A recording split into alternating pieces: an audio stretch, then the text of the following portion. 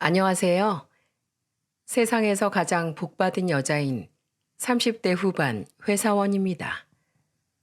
살면서 가족이 생긴다는 건 보통 결혼을 해서 배우자가 생기고 자식을 낳고 또 그 손주를 보는 일이잖아요. 그런데 제겐 억만금을 주고도 얻을 수 없는 아주 특별한 가족이 생겼습니다. 그리고 최근 그 가족에게 너무 감사한 일이 생겨 많은 사람들에게 자랑을 해보고자 이렇게 사연을 보내게 되었습니다. 저는 경상도 소도시의 아주 가난한 친정에서 나고 자랐어요. 그래도 아버지와 엄마께선 적은 벌이지만 누구보다 성실히 일하며 가족을 부양하셨고, 저와 오빠는 항상 바쁘셨던 부모님 대신 제가 중학교 때 돌아가신 할머니의 손에서 거의 키워졌죠. 지방의 대학교를 졸업한 저는 고향에서 일을 하다가 서울의 작은 회사로 이직을 하게 되어 홀로 상경을 하게 되었습니다.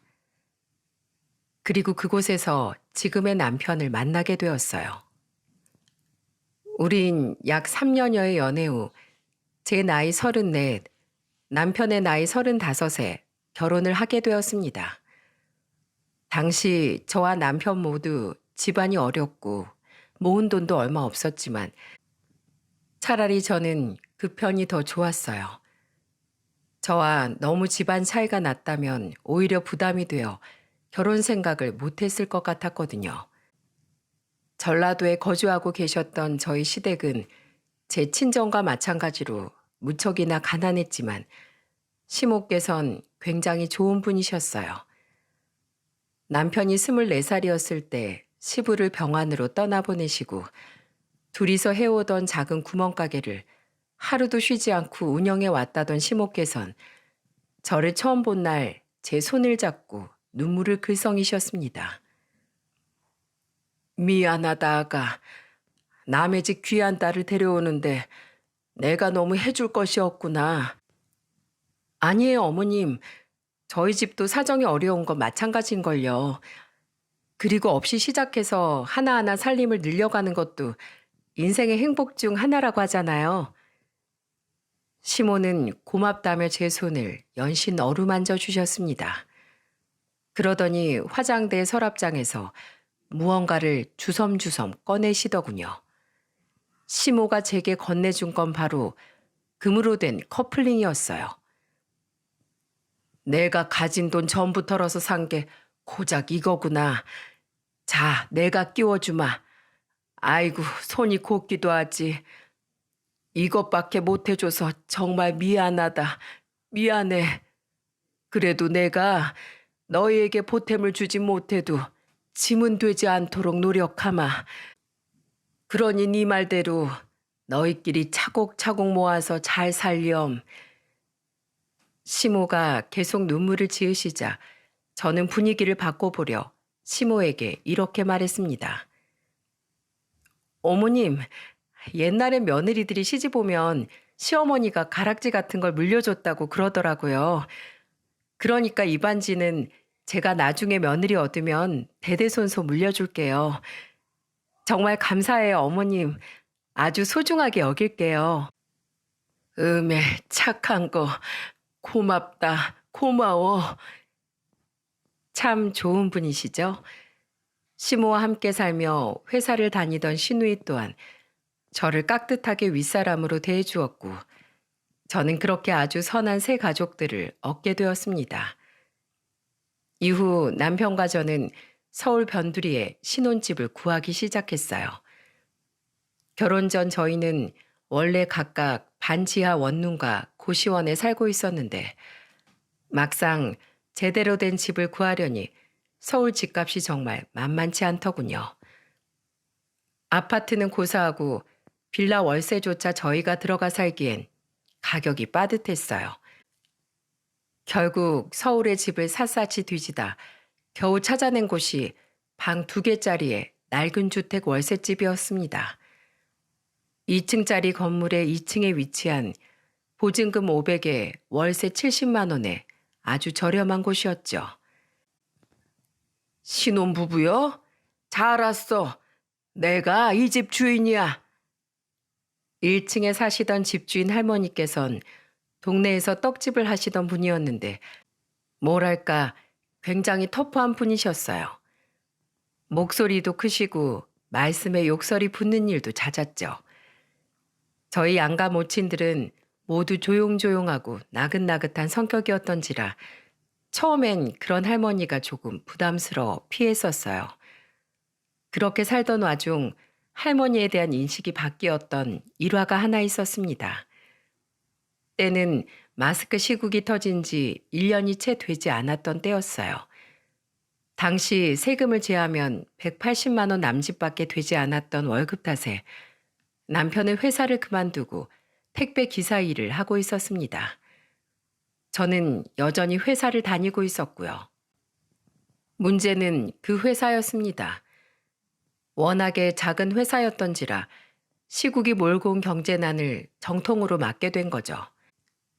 저는 2달간 월급을 받지 못했고 결국은 회사에서 잘리고 말았습니다. 그래서 1달가량 월세조차 내지 못하게 되었어요. 당장 취업할 곳도 마땅치 않고 앞으로 어떻게 해야 하나 엄청나게 걱정을 하던 차에 집주인 할머니가 문자를 한 통 제게 주셨습니다. 세대, 다음 달부터 월세는 50만 원이야. 이번 달치 월세는 됐어. 대신 다음 달부터는 월세 꼬박꼬박 내야 해. 알았지? 어찌나 스트레스를 많이 받고 있었던 건지 할머니의 그 문자를 보자마자 눈물이 왈칵 쏟아지더군요. 당시 저희에게 20만 원은 무척이나 큰 돈이었거든요. 너무 감사해서 이대로 그냥 지나갈 수가 없겠더라고요. 저는 고민 끝에 작은 털장갑 하나를 사들고 할머니의 가게로 향했습니다. 당시엔 아주 추운 겨울이었는데 할머니는 항상 앞마당에 눈을 쓸곤 하셨거든요. 장갑도 끼지 않아 손등이 아주 벌개진 채로 말이죠. 그런 할머니의 손을 볼 때마다 항상 굉장히 시리시겠다 하고 생각했었거든요. 새댁이 여기 무슨 일이야? 저는 장갑이 든 상자를 조심스럽게 내밀며 할머니께 머리 숙여 인사를 했어요. 할머니, 감사합니다. 요즘 시국이 시국인지라 전 회사에서 잘리기까지 해서 사정이 정말 좋지 않았거든요. 저희 진짜 열심히 살겠습니다. 이 은혜 정말 잊지 않을게요. 뭘 이런 걸 다 사왔어? 육실을? 아, 이거 미안해서 친절을 베풀 수가 있겠어? 그냥 잘 살아만 주면 돼. 나도 세대까지 그런 시절이 있었어. 어떻게든 살아보려고 아등바등 진짜 아유 그때만 떠올리면 난 자다가도 벌떡 일어난다니까. 그래도 지금은 돈이야 좀 가지고 있지만서도 사실 그때가 그립네. 그때는 청춘이었지 않은가. 유일하게 돈 주고도 못 사는 게 청춘이야. 너무 돈에 얽매이지 말고 살아. 언제든 돈 때문에 힘이 들면 나한테 얘기하고 우리 집으로 이사 와줘서 정말 고마워. 늙음하게 사람하고 이야기하는 기쁨이 얼마나 큰지 몰라. 할머니는 말투는 좀 거칠어도 속은 참 따뜻한 분이셨더군요. 저는 이후 취업이 잘 되지 않아 편의점 아르바이트를 시작했고 저 때 일을 계기로 할머니에 대한 마음의 벽을 허물게 되어 할머니와 잦은 교류를 하며 지내게 되었습니다. 초반엔 할머니께 초대를 받아 남편과 함께 할머니의 집에서 저녁 식사를 했었어요. 그런데 남편은 조금 부담스러운 기색을 내비치더군요. 마음은 감사하지만 어르신의 호의를 매번 받기만 하자니 좀 부담스럽네. 죄송하기도 하고 우리가 지금 딱히 돌려드릴 것도 없는데 말이야. 그런 남편의 마음을 할머니도 눈치채셨는지 이후 할머니는 주로 대문을 지나 2층으로 올라가는 저를 불러세우거나 집에 있는 제게 종종 전화를 걸곤 하셨어요. 세대, 같이 저녁 식사하긴 남편이 부담스러워하는 것 같으니까 이것 좀 가져가서 먹어. 반찬 이것저것 좀 해놨어. 늙은이 혼자서는 다 먹기도 전에 쉬어버릴 것 같아서 그래. 세대, 비가 오는데 파전은 해 먹었는가? 안 먹었어? 에이, 젊은 사람들이 왜 이렇게 낭만이 없어? 그럴 줄 알고 내가 넉넉하게 좀 붙여놨어. 가져가. 세대, 저녁 먹었어? 아, 왜 젊은 사람들이 밥을 제때 안 먹어? 이거 제육볶음이야. 가져가서 먹어. 주로 용건은 반찬을 해놨으니 가져가라는 거였어요. 저는 너무 죄송해 매번 난색을 표했죠.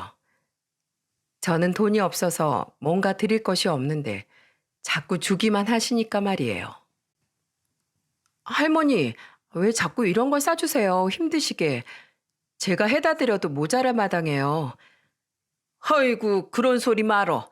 음식은 젊은 사람보다 이 노인네 손맛이 더 좋은 거야. 친정이랑 시댁도 죄다 멀리 지방에 사신다며 노인네들이 자식들이 험난한 서울에 떨궈두고 얼마나 걱정이 많으시겠어. 내가 부모 같은 마음으로 챙겨주는 거니까 이 늙은이 민망하게 하기 싫으면 잔말 말고 받어. 요새 말로 츤데레라고 하죠. 그런 할머니의 마음이 너무 고마워 저는 말과 행동으로나마 할머니한테 보답하려 노력했죠. 그리고 무뚝뚝한 남편도 언제부턴가 그런 할머니에게 마음을 연 것 같았어요. 당신 오늘은 좀 늦게 들어왔네? 손에 그건 뭐야? 웬 냄비? 주인집 할머니 댁에 전구가 3개나 나갔다고 하길래 사다가 좀 바꿔드리고 왔어. 뭐? 당신이? 아니 웬일이야? 노인네가 어디다 그런 거 말도 못하고 혼자서 얼마나 끙끙 앓았겠어.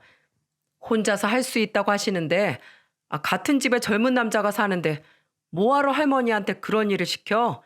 내가 하면 되지. 아이고 그랬어요? 내 남편 장하다. 착해. 이거나 받아. 됐다고 하는데도 할머니가 고맙다면서 귀엽고 싸주시더라.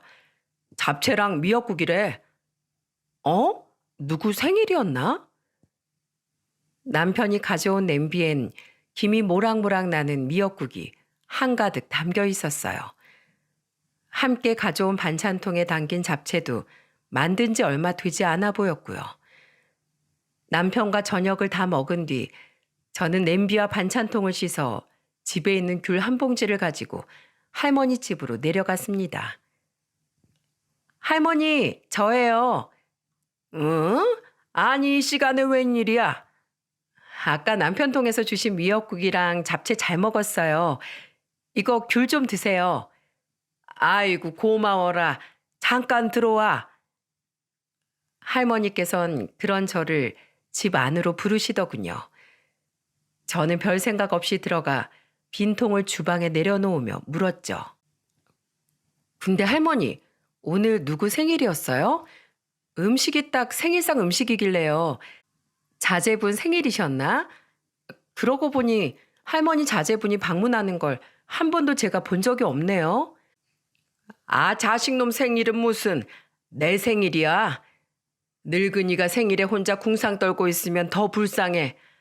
그래서 내 생일 나라도 축하해 주려고 소고기 잔뜩 넣고 미역국도 끓이고 잡채도 해서 아주 푸짐하게 먹었지. 자식놈들은 늙은 애미 생일인데 전화 한 통 하는 놈이 없어. 아마 생일인 줄도 까맣게 모를걸. 에휴, 바라지도 않는다, 이 썩을 것들. 네? 할머니 생신이라고요? 깜짝 놀랐어요. 솔직히 할머니 생신일 거라고는 전혀 생각하지 못했거든요. 하루 종일 할머니 집을 누가 드나드는 소리도 들리지 않았고 또 자신의 생일상을 혼자서 거하게 차려 드셨을 거라고는 차마 생각지 못했기에 말이죠. 왜 말씀을 안 하셨어요? 저 하루 종일 집에 있었는데 미리 말씀해 주셨으면 제가 생일상이라도 차렸죠. 뭐 대단한 일이라고 말까지 해? 나 혼자 잘 기념하고 축하했으면 된 거지. 그리고 이것 봐. 아주 오랜만에 누가 내 집 전구도 갈아 끼워주고 이렇게 싱싱한 귤도 가져다 주고 이 정도면 삭막했던 늙은이 삶 중에 좋은 날이지. 안 그래? 도대체 어떤 삶을 살아오셨길래 저런 말씀을 하실 수 있는 걸까요? 얼마나 오래 외로움과 공생을 하셨기에 혼자서만 살아가는 방법을 저렇게 터득하셨던 걸까요? 너무 마음이 아팠습니다. 그래서 전 집으로 돌아가겠다고 말하곤 서둘러 밖으로 나가 작은 생크림 케이크를 하나 사왔어요. 그리고 남편에게 방금 있었던 일을 말하며 함께 다시 할머니의 집으로 내려갔죠. 할머니, 잠깐 문 좀 열어주세요. 엥? 아니, 왜 또 왔어? 그리고 할머니가 문을 열자마자 저와 남편은 큰 초 한 개가 꽂힌 케이크를 들고 생일 축하 노래를 부르기 시작했습니다. 그때 남편의 잔뜩 어설픈 노래가 얼마나 웃겼는지 몰라요. 그냥 할머니라고 부르면 될 것을 자기도 어색했는지 글쎄 뭐라고 했는지 아세요? 생일 축하합니다. 생일 축하합니다. 집주인님, 생일 축하합니다. 사랑하는 이라는 부분은 대충 얼버무리고 거기서부터 뭔가 꼬였는지 할머니도 아닌 집주인님이라뇨. 제가 너무 웃겨서 박장대소를 하는데 할머니가 갑자기 흐느끼시는 게 아니겠어요?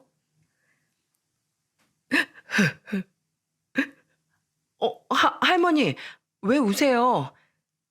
아이고, 니미를 젊은 사람들이 이 노인네를 놀래켜 죽일 셈이야? 내 나이엔 이런 감동 함부로 주면 안 돼. 심장마비 걸린다고. 그렇게 말씀하시면서도 결국 할머니는 한동안 눈물을 멈추지 못하셨어요.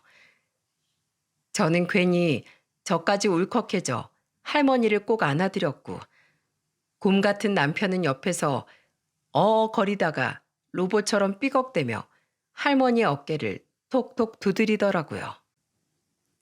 이건 뭐 하는 거야? 시비 거는 거야? 남편의 어색한 손짓에 할머니는 그제야 눈물을 멈추고 웃음을 터뜨리셨어요. 그리고 그날 우리 셋은 할머니의 집에서 처음으로 같이 귤에 반주도 한잔하며 시간을 보냈죠. 하지만 차마 할머니의 자식들은 왜 할머니를 찾아오지 않는 건지, 할머니는 어떻게 살아오셨는지에 대해서는 묻지 못했습니다. 가벼이 묻기엔 할머니의 과거의 무게가 많이 무거워 보였기 때문에요. 그러던 어느 날이었습니다. 남편과 오랜만에 1박 2일로 가평 여행을 다녀왔었어요. 할머니께도 같이 가자고 권해봤지만 할머니는 장사를 해야 한다며 한사코 거절하셨죠. 그리고 여행을 다녀온 지 3일이 지났는데 거의 이틀에 한 번꼴로 1층에서 저를 부르시던 할머니께서 웬일로 통 연락이 없으시더라고요. 제가 전화를 해도 받지 않으셨고요. 첫날에는 그저 오늘 장사를 조금 오래 하고 들어오시나 보다 생각했고 둘째 날에는 어디 외출을 하셨나 했습니다. 하지만 3일째가 되자 뭔가 이상하더라고요. 분명 저녁에 보니 집에 불은 계속 켜져 있었는데 말이죠. 그래서 저는 3일째 되던 날 편의점 오전 아르바이트를 마치고 집으로 올라가기 전 할머니의 집 문을 두드렸습니다. 할머니, 안에 계세요? 대답은 들려오지 않았어요.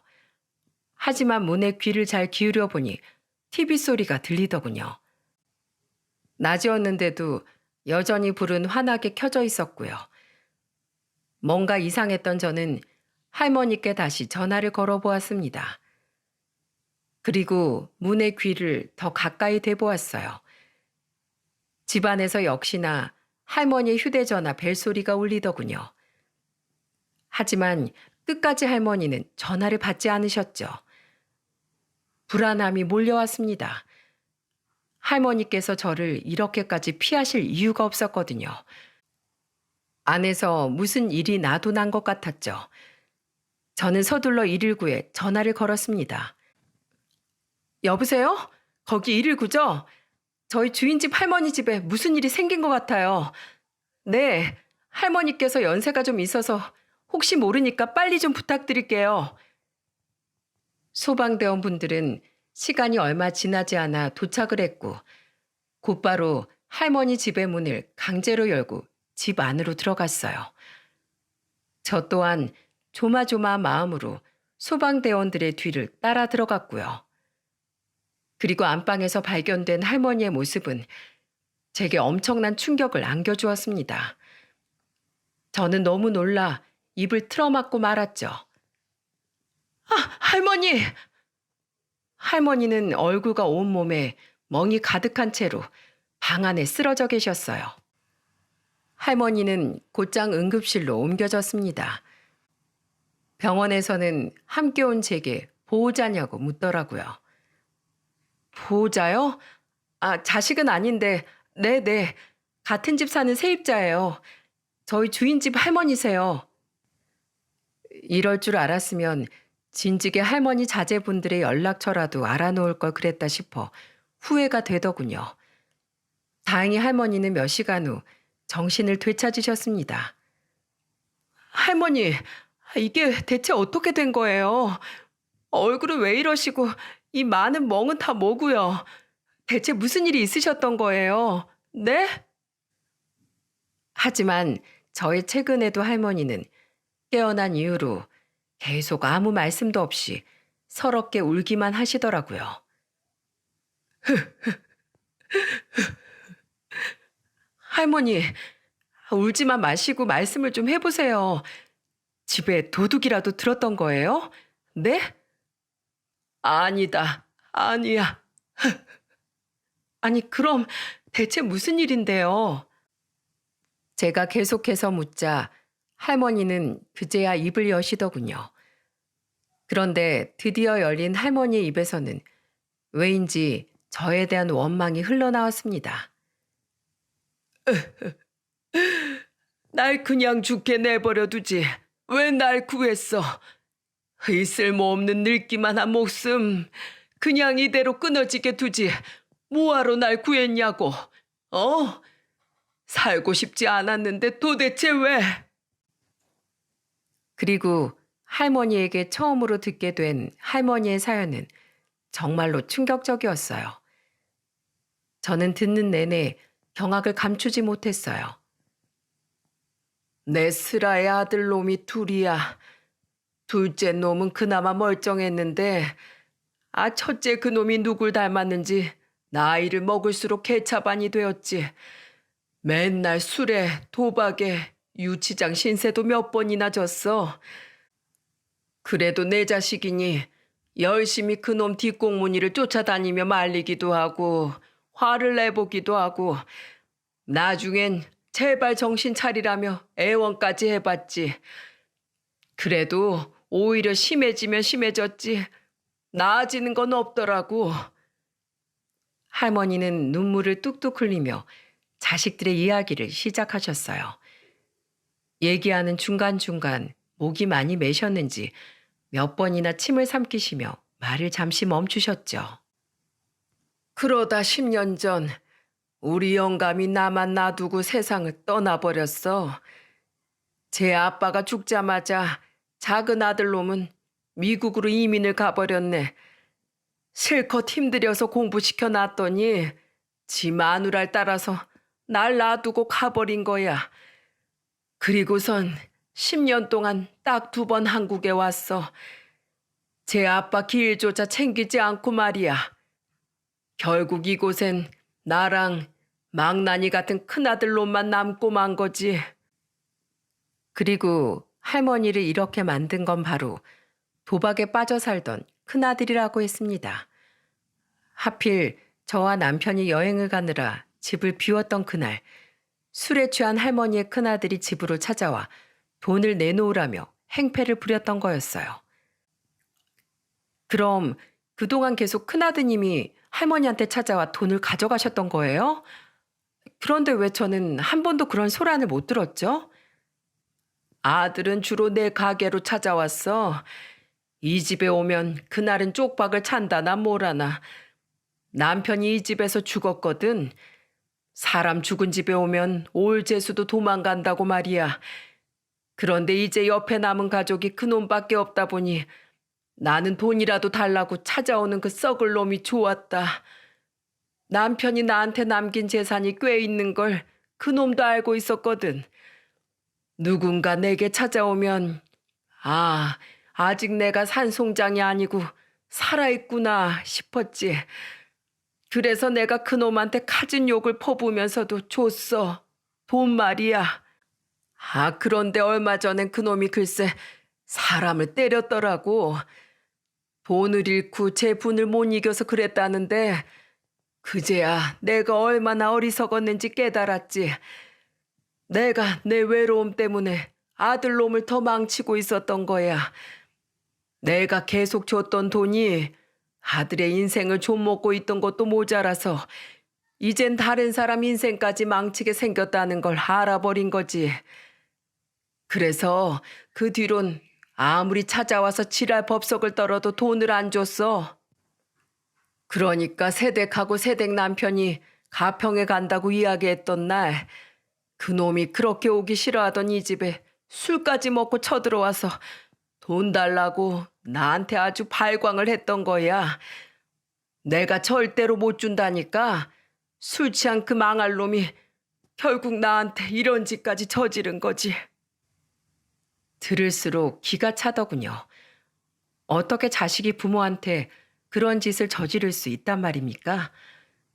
말을 마친 할머니는 다시 서럽게 울기 시작하셨고 저는 멍투성인 할머니의 몸을 차마 아프실까 껴안지도 못하고 그저 손만 계속해서 어루만져 드렸습니다.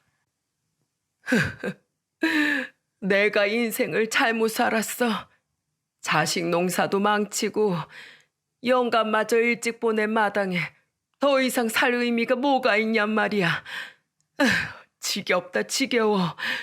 이놈의 인생은 쓸데없이 왜 이리 길어서 나한테 이렇게까지 시련을 주나.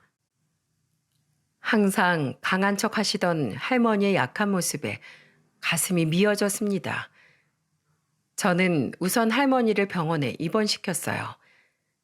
집에서 혼자 회복하기엔 몸 상태가 좋지 않다는 의사의 말에 말이죠. 저는 아르바이트를 하던 편의점 사장님과 남편에게 따로 연락을 하고 짐을 싸서 보호자 자격으로 할머니의 병실에서 함께 지내게 되었죠. 요즘은 어떤지 모르겠지만 당시엔 마스크 시국 때문에 검사를 마친 보호자 한 명만 함께 병실에서 지낼 수 있었거든요. 그리고 저는 할머니께 간곡하게 말했습니다. 할머니, 언제까지 이렇게 사실 거예요? 그 큰아들이 또 언제 이 집에 와서 그 난리를 칠 줄 알고요. 안 되겠어요, 할머니. 일단 우리 진단서부터 끊어요. 우리 큰아들 신고하자고요. 할머니 연세도 있으신데 그 사람이 또 와서 이렇게 행패 부렸다간 할머니 정말 죽을지도 몰라요. 누군가는 제게 오지랖을 부렸다고 생각하실 수도 있겠지만 그래도 전 차마 할머니의 일을 못 본 척 할 수가 없었어요. 왜냐하면 제 친할머니 생각이 났거든요. 게다가 저는 돈도 없고 힘도 없고 잘난 거 하나 없지만 하나는 확실히 알고 있었습니다. 사람으로 태어나 절대 하지 말아야 될 일 중 하나가 바로 폐륜이라는 것을 말이죠. 할머니는 제 말에 입을 꾹 다물고 아무 말씀도 하지 않으셨어요. 저는 너무도 답답했지만 그래도 어쩌겠습니까? 부모와 자식 간의 일인데 제가 그 이상으로 뭔가를 강요할 수도 없는 노릇이었으니까요. 그렇게 답답한 마음으로 일주일의 시간을 보내고 난 후였습니다. 하겠네, 세대. 네? 뭘요? 아들놈 신고 말이야. 병원에 얘기해서 진단서 끊고 새댁 말대로 신고할라네. 이런 부모 자식과는 내가 생각해도 옳지 못한 것 같아. 내가 이번에 봐주고 그냥 넘어가면 그 호로 자식은 저번에 다른 사람에게 그랬던 것처럼 이래도 되는 줄 알고 누군가에게 계속 피해를 입힐 거야. 이대로는 안 되겠어. 어떻게든 그놈 버르장머리를 고쳐야 되겠어. 할머니는 자신을 위해서가 아닌 자식을 위해서 신고를 해야겠다고 말씀하셨어요. 그 말을 하는 할머니의 표정은 굉장히 단호해 보였어요. 저는 할머니를 최선을 다해 도왔습니다. 멍이 든 온몸의 사진을 전부 찍고 병원 측에 상해 진단서 발급을 요청했어요. 할머니께선 무려 전치 3주가 나왔더군요. 할머니는 퇴원 후 저는 할머니를 모시고 경찰서에 가서 고소를 했습니다. 그리고 할머니 아들은 존속 상해죄와 바로 전 다른 사람에게도 고소를 당해 합의금을 물어줬던 사건까지 연좌되어 상습범이라고 판단돼 징역 1년형을 선고받았죠. 그리고 할머니의 아들은 할머니가 신고를 한 후 출소를 해서도 한동안 할머니 주위엔 얼씬도 하지 않더군요. 혹여 할머니에게 보복이라도 하러 올까 긴장하며 주위를 살폈던 저와 남편은 몇 달이 지난 뒤에야 한결 안심을 했고요. 한편 아들이 신고한 후 할머니는 이전보다 더 저희 부부에게 의지를 하셨습니다. 저와 남편 또한 할머니를 많이 챙겨드리려 노력했고요. 이전에는 할머니께서 주로 저희 부부에게 반찬을 해주셨더라면 아들이 신고한 이후엔 저희가 할머니께 밥도 반찬도 해다 드리고 저희 집으로 종종 저녁 식사 초대도 하면서 말이죠. 아이러니하게도 마스크 시국으로 인해 사회적 거리두기가 일상화되다 보니 택배 물량이 굉장히 늘어 남편의 벌이가 늘었거든요. 그래서 할머니께 받기만 하던 이전보다 한결 여유롭게 할머니께 받은 만큼 돌려드릴 수 있었던 거죠. 할머니, 제가 나물이랑 계란말이 좀 만들어 왔어요. 뭘 이런 걸 다 해왔어? 어디 맛 좀 보자. 맛은 있는데 계란말이가 심심하네. 헤이, 할머니는 진짜 빈말이라곤 눈꽃만큼도 모르신다니까. 그럼 저한테 요리를 아예 가르쳐 주세요. 매일 저녁마다 요리 배우러 올게요. 그리고 그나라 음식들로 매일 식사도 같이 하면 되겠네요. 뭐? 매일? 정말 매일매일 같이 나랑 밥 먹을 거야? 그럼요. 대신 요리 가르쳐 주신 비용으로 제가 재료값은 전부 다 낼게요. 잘 부탁드려요, 할머니. 할머니 덕에 저도 요리왕으로 거듭 좀 나볼게요. 아이육씨를 5번은? 할머니는 투덜거리셨지만 이브님이 환하게 웃고 계셨어요. 이후로 저는 정말로 매일같이 음식을 배운다는 핑계로 할머니 집에 찾아갔고 남편이 퇴근하고 나면 항상 셋이 모여 저녁을 먹었답니다. 할머니는 괜히 귀찮다고 말씀하셨지만 그것도 한때였을 뿐 언제부턴가 저녁만 되면 당연하게 현관문을 열어두셨어요. 저와 남편이 언제고 편하게 들어올 수 있게 말이죠. 이후 어버이날에 저는 할머니를 위해 몰래 집에서 진수성찬을 차렸습니다. 남편에겐 들어올 때 카네이션 한 송이를 꼭 사오라고 말해두었고요. 남편과 제가 일을 쉬지 못해 저희 시댁과 친정 부모님께는 전화와 용돈만 따로 보내드릴 수밖에 없었거든요. 오늘은 왜 내 집으로 안 내려오고 여기로 날 불러? 짜잔! 할머니, 카네이션 받으세요. 이게 다 뭐야? 할머니는 얼굴이 새빨개진 남편이 불쑥 내민 카네이션 꽃바구니를 보고 눈이 커다래지셨습니다. 뭐긴요. 오늘 어버이날이잖아요. 어버이날인데 왜 나한테 꽃을 줘? 저번에 그러셨잖아요.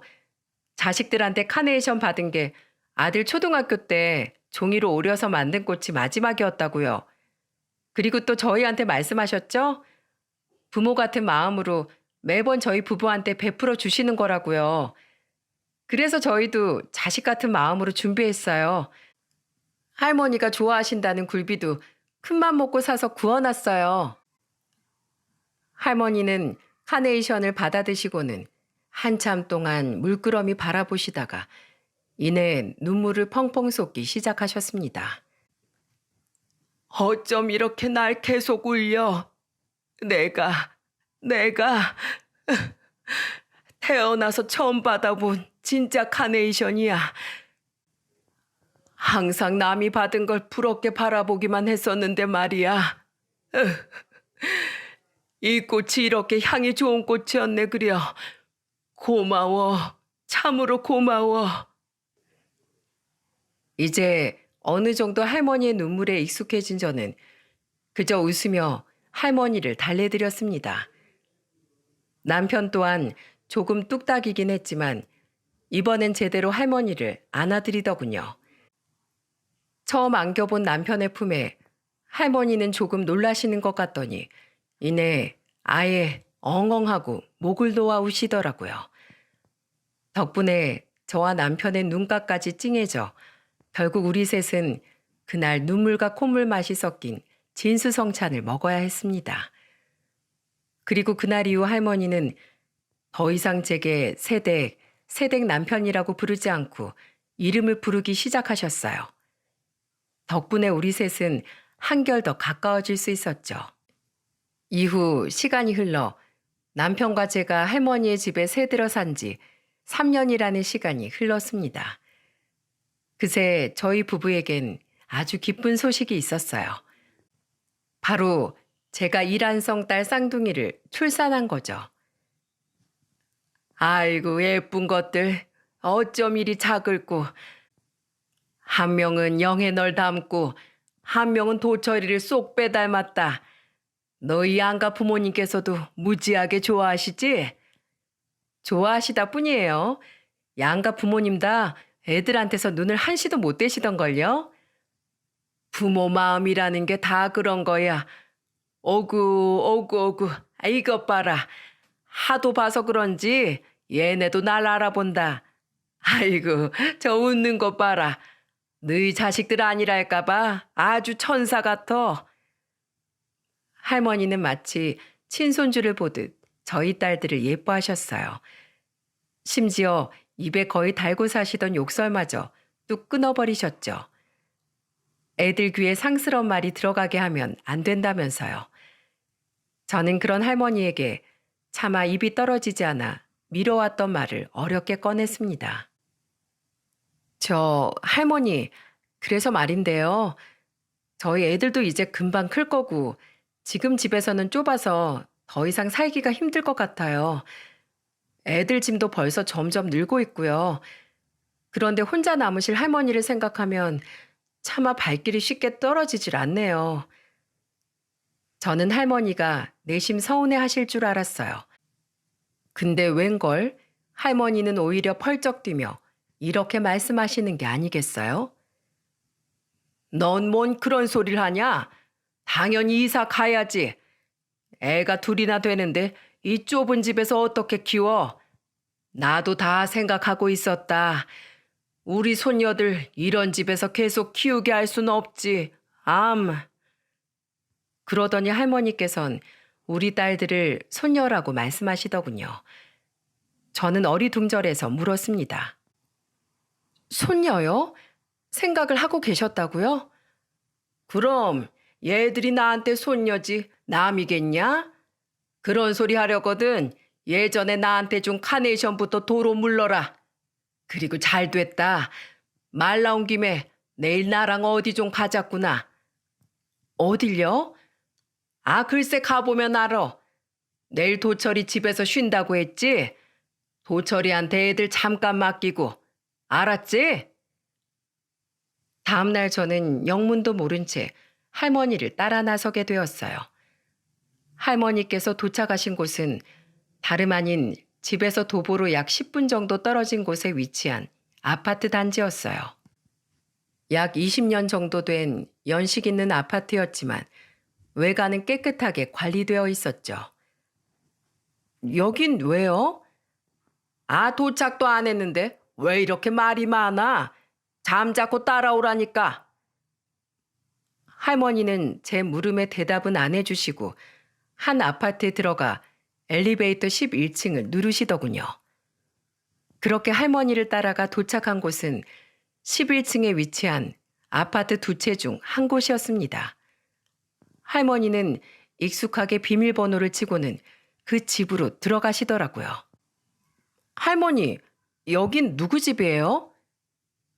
할머니는 아무 말 없이 제게 들어오라고 손짓하셨고 집 안에 들어선 저는 깜짝 놀라고 말았습니다. 자, 어때? 집 깔끔하니 괜찮지? 네? 아, 네, 그러네요. 아직 공실인 거 보니 누가 이사를 올 건가 봐요. 그래, 마음에 들어? 네? 아, 마음에 드냐고? 아, 네, 마음에 들죠. 그래, 잘 됐네. 여기로 이사 와. 네? 할머니의 질문에 영문도 모르고 네네 하던 저는 뒤늦게 할머니의 말을 곱씹다가 화들짝 놀라 물었어요. 할머니의 말씀이 무슨 말인지 도통 이해가 되질 않았죠. 그게 무슨 말씀이세요? 이사라뇨? 앞으로 너희가 살 집이야. 네? 아, 젊은 애가 귀가 막혔나? 뭘 자꾸 되물어? 너랑 도철이 그리고 우리 손녀들이 살 집이라고. 이 집 내가 전세 줬던 건데 3달 전에 계약이 만료돼서 내보냈어. 보다시피 도배랑 장판도 새로 쫙 다 해놨고 애들이 조금 더 넓은 데서 놀 수 있게 거실 베란다까지 다 텄어. 어때? 이래 놓으니 나름 새 집처럼 보이지? 할머니의 말에 저는 울컥해 목이 턱 막히고 말았습니다. 안 그래도 남편 혼자 외벌이가 되어 깐난쟁이 둘을 데리고 또 어디 집을 구해야 하나 하고 막막하던 차였거든요. 혹여 할머니께 걱정거리만 얹어드릴까 싶어 말은 하지 않았지만은요. 제가 눈물을 글썽거리자 할머니는 제 등을 토닥이며 이렇게 말씀하셨습니다. 네가 날 도왔잖아. 나는 네가 아니었으면 지금처럼 행복하고 좋은 세상 제대로 마주보지도 못하고 세상 하직할 뻔했어. 그런 너한테 내가 뭐가 아깝겠니? 조금 더 큰 평수로 구해줬다면 좋았을 테지만 그래도 이 집 나름 25평이야. 방도 3개고 아이들이 어느 정도 클 때까지는 이 집에서 마음 놓고 살아. 월세 그런 거 걱정하지 말고 더 큰 집으로 이사 가기 전까지 알뜰하게 차곡차곡 모아놓으란 말이야. 알았지? 할머니의 따스한 말을 듣는데 눈물이 펑펑 나면서 다리에 힘까지 풀리더군요. 저는 그 자리에 주저앉아 두 손에 얼굴을 묻고 엉엉 울었죠. 할머니는 그런 제 곁에 함께 주저앉아 제 손을 잡아주시더군요. 나한테 매번 운다고 울보라고 하더니만 눈물 많기로는 너도 마찬가지구나. 영애야, 부담스러울 수도 있고 놀랐을 수도 있다. 나도 네 마음 충분히 알아. 그런데 내가 말했지. 돈으로 못 사는 것 중 하나가 청춘이라고. 그리고 그만큼 귀한 게 또 한 가지 있어. 그게 뭔 줄 아니? 그게 뭔데요? 그건 바로 사람의 마음이야. 너는 그 귀하고 소중한 걸 내게 준 거다. 그래서 나도 이렇게나마 내 마음을 전하고 싶어. 할머니, 도대체 이 감사함을 다 어떻게 갚아야 할지. 제 말에 할머니는 어깨를 으쓱이며 이런 말씀을 하셨습니다. 그런데 분위기를 전환하고자 하신 할머니의 말은 결국 저를 더 울리고 말았죠. 뭘 감사해? 나 아주 이기적인 사람이야. 이 집 빌려주는 대신 조건이 있어. 조건이요? 뭔데요? 나 죽을 때까지 지금처럼 나와 사이좋게 지내다오. 그게 내 조건이야. 쉽지?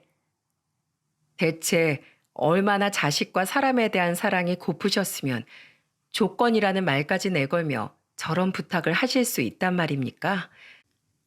할머니의 절절한 말 때문에 겨우 멈춰가던 제 눈물은 아이 수도꼭지를 확 튼 듯 아주 줄줄 새어 나오고 말았어요.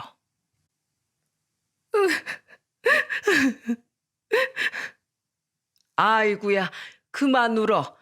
누가 보면 내가 이 집을 준 게 아니라 너한테서 빼앗은 줄 알겠어. 그렇게 남편과 전 그 다음 주에 할머니 아파트로 이사를 가게 되었습니다.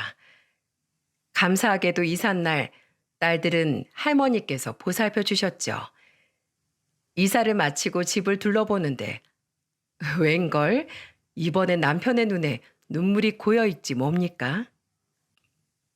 뭐야, 당신 울어? 아니야. 울긴 누가 울어? 에이, 눈물 고였는데? 그렇게 좋아? 남편은 애써 아닌 척 손으로 눈가를 훔치더니 이렇게 말하더군요. 나 태어나서 아파트에 처음 살아봐. 여보, 나 정말 열심히 살 거야. 할머니가 우리에게 벌어주신 세월 절대 헛되이 쓰지 않을 거라고. 저는 그런 남편을 꼭 안아주었어요. 저 또한 남편과 같은 마음이었거든요. 그렇게 아파트로 이사를 온 지도 벌써 1년이라는 시간이 흘렀네요. 저희 안가 부모님께선 아파트에 와보시고는 집주인 할머니를 찾아가 연신 고맙다며 인사를 하셨답니다. 아유, 나 부끄럽게 그만들 좀 하시오. 제가 애들한테 준 것보다 애들이 저한테 준 게 훨씬 큽니다. 그리고 그날 네 분께서는 우리에게는 집으로 돌아가라고 하시더니 글쎄 마음이 맞으셨는지 할머니 집에서 함께 화투도 치시고 약주도 하셨더라고요. 할머니 집에서 하룻밤 주무시기까지 하고요. 이후에도 서울에 올라오실 때면 친정 부모님과 시모 이렇게 세 분은 항상 할머니의 집에서 꼭 하루씩 놀다가 주무시고 가십니다. 심지어 결혼해 경기도에 살고 있는 친정 오빠와 시누이를 보러 올 때까지도 지나가는 길이라며 핑계 삼아 할머니께 꼭 들르곤 하신다니까요. 할머니는 제게 넌지시 노년에 친구가 셋이나 생겨 참 좋다며 제게 고맙다고 말씀하시더라고요. 그리고 제게 최근 좋은 소식이 생겼습니다. 마스크 시국이 점차 잦아들자 상황이 조금 회복된 전 회사에서 제게 다시 복직 제안을 한 거예요. 그때 당시 그렇게 내보내게 되어 참으로 미안했다고요. 하지만 아직 딸들이 어려 제가 고민하자 할머니는 이렇게 말씀하시더군요. 어머, 얘 봐라. 아니 왜 그런 걱정을 하고 있어? 내가 있는데. 너 출근해 있는 동안 내가 와서 봐주마. 근처 사는 할머니 뒀다가 어디다 쓰니? 네? 하지만 할머니 연세도 있으시고 떡집도 있잖아요. 아서라. 요새 사람들이 떡을 잘 사 먹지도 않아서 안 그래도 내가 가게 접으려고 내놓은 참이야. 이제 장사도 안 하면 심심해서 어떻게 사나 하던 참이었는데 잘 됐어. 늙은이 노년에 심심하진 않겠구나. 이 얼마나 감사한 말입니까? 그럼 월급에서 얼마씩이라도 드리겠다던 제 말에 할머니는 코웃음을 치셨어요. 돈? 아이고, 예, 나 아직 돈 많다. 내가 그 코 묻은 돈을 어떻게 받니? 그 돈 잘 모았다가 네 딸들 대학 갈 때 등록금에나 보태주렴. 나 이래봬도 나름 돈 많은 할머니야. 참 당차고 유쾌하신 분이죠. 이런 분도 망나니 자식 앞에선 한없이 약해지는 부모였다는 게 참 신기할 따름입니다. 아, 자식하니까 생각이 났네요. 몇 달 전 할머니께서 일하는 가게로 출소한 그 큰아들이 한번 찾아온 적이 있었다네요. 그 말을 듣고 저는 너무 놀라 할머니한테 물었죠. 그래서요? 그놈이 또 돈 달래요? 그래서 주셨어요? 하지만 할머니 입에서 나온 말은 굉장히 저를 통쾌하게 만들었어요. 내가 미쳤니? 그 돈 모아서 차라리 너희한테 주겠다. 그 쌍놈의 자식, 내가 눈물을 머금고 감옥까지 보냈건만 아직도 정신을 못 차렸어. 내가 싫다니까 또 나쁜 손버릇이 나오려고 하길래 내가 확 열이 받아서 옆에 있던 떡을 그놈 얼굴에 뭉개버렸다. 그리고 소리를 지르면서 냉큼 경찰에 신고를 했어. 사람들이 모여들고 마침 근처에 있던 순찰차가 우리한테 곧장 달려오니까 아주 꽁무니를 빼더라고. 내가 그 뒤에 대고 또 한 번 돈 달라고 찾아오면 그때 뭉개지는 건 떡이 아니라 니놈 얼굴일 거라고 소리를 질렀다. 에휴, 내 팔자야. 그놈은 대체 언제 정신을 차릴지 원. 할머니는 한탄을 하셨지만 저는 속으로 너무 웃겨 죽는 줄 알았습니다. 떡에 뭉개지는 그 아들의 얼굴을 상상하니 말이죠. 그렇게 전 감사하게도 할머니께 딸들을 맡기고 이번 달부터 복직을 해 다시 회사원이 되었답니다. 남편도 저도 할머니께 감사해 주말이면 꼭 집으로 모셔 할머니를 극진히 대접하곤 해요. 할머니는 이러지 않아도 된다고 말씀은 하시지만 굉장히 좋아하시고 있다는 사실을 저는 알고 있습니다. 여러분, 조금만 주위를 둘러보면 별것 아닌 여러분의 인사 한마디를 기다리고 있는 이웃들이 참 많습니다. 언제든 마음을 건네면 두 배로 자신의 마음을 건네줄 마음 따뜻한 이웃들이 말이죠. 그러니 오늘 현관문을 나서다 옆집 이웃이라도 마주치면 반갑게 인사 한마디 건네보는 거 어떨까요? 또 모르죠. 그 이웃이 여러분이 기다리던 아주 소중한 사람이 될지도요. 그럼 지금까지 제 사연을 들어주셔서 정말 감사합니다. 모두 좋은 하루 보내세요.